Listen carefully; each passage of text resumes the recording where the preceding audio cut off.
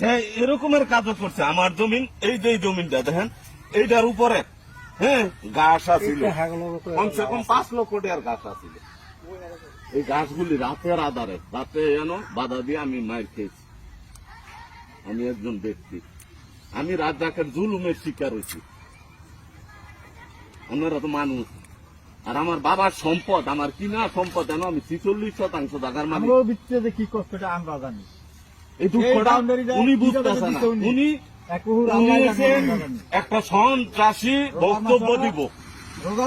সেই ব্যক্তি নাকি এই অত্র এলাকাবাসীর কি কইছে, মুনাফিক ডাকছে। দ্বিতীয় আমরা কি করছি, হ্যালোকে কিছু করিনি আমরা বলতে গেলে।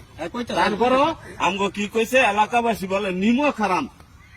হ্যাঁ আমার সম্পদ নষ্ট করতেছে, আবার আমারে হ্যাঁ কইতেছে আমি নিমো খারাম, আমি নিমো খারাম।